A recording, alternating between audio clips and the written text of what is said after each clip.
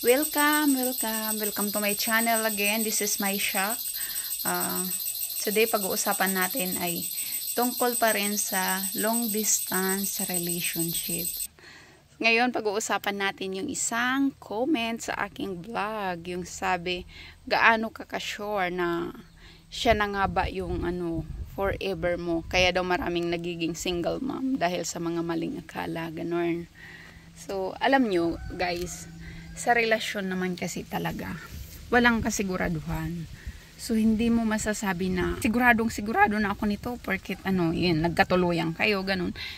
Totoo naman yan, marami talagang naghihiwalay. Relationship talaga takes a lot of works and effort.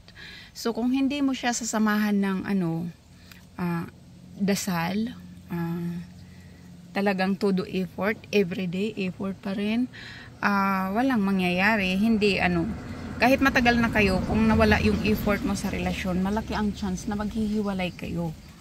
Hindi siya hindi sa dahil sa kayo na okay na, kami na na yan mahal ako niyan So, parang binaliwala mo na lang na hanggang sa tuluyan nang nawala yung feelings niya sa'yo. Kasi nga hindi natin hawak yung yung utak ng karelasyon natin. Kahit ba nagsasama kayo araw-araw sa bahay, hindi mo masabi na sure na ako niyan, ako na yung gusto niyan makasama habang buhay.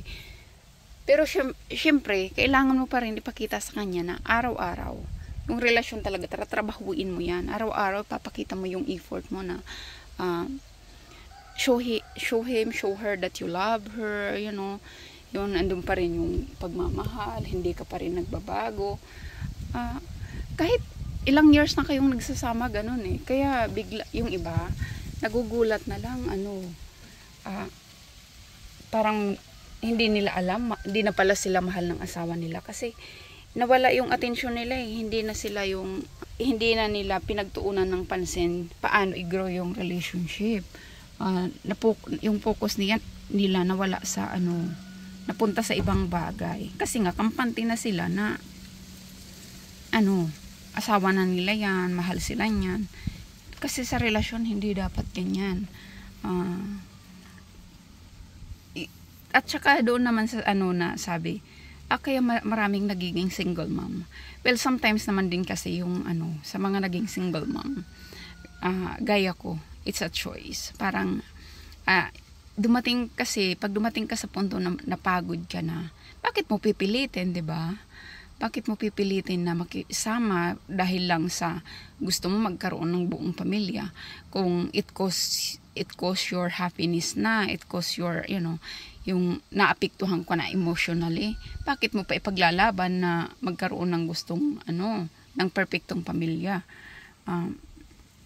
Hindi rin naman katawa-tawa na may mga naging single mom. I mean, kasi karamihan sa kanila hindi naman ginusto yan. It just happened. Kumbaga, doon sila dinala ng kapalaran. Pero hindi mo masasabi na dahil yan sa nagbulag-bulagan sila. Kasi guys yung kapalaran din. Tsaka sa una, pag in love tayo, hindi natin talaga makita masyado yung mga negative doon sa tao. And then, it takes a while. Kaya yung iba nagkaroon muna ng anak. Kasi it takes a while bago mo makilala yung isang tao. Tapos, or yung iba na, yung na-fall out of love na. Kasi ang totoo niyan, ang relasyon kasi talaga sugal. So, wala tayong kasiguraduhan. Kaya araw-araw dapat ipinagdadasal nyo yan. Trinatrabaho nyo yan para mag-work yung relasyon at magsama kayo ng matagal. Hindi yan yung pagising mo sa umaga, sabi na, naisip mo na, ay ito na yung kapalaran ko. Walang ganun. Parang kahit gustuhin mo pa. Kaya yung iba kahit 20 years na, 25 years na, naghihiwalay pa rin. Kasi, doon sila dinala ng tadhana. Tapos parang, yung iba naman, nagbago yung asawa. So, hindi mo bakit may mga single mom dyan, or single dad, pang single dyan. Ganun talaga.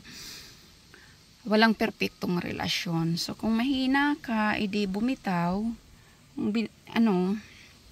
Pero kung sa tingin nyo naman, kaya pang isib yung relasyon, subukan nyo. Kasi maganda rin kung alam niyo yun, yung kumbaga naglagay na kayo ng effort dun, lalo na kung may mga anak kayo. Kung kaya pang isib, subukan. Huwag agad yung parang, ay hindi ko na kaya to, hanap na ako ng iba, ganun. Yan. Kasi lahat tayo, as much as possible, gusto natin ng maayos na pamilya. Kay foreigner or Pinoy pa yan yung partner mo. Wala yan sa kung anong lahi yung partner mo. Lahat tayo pangarap magkaroon ng maayos na pamilya.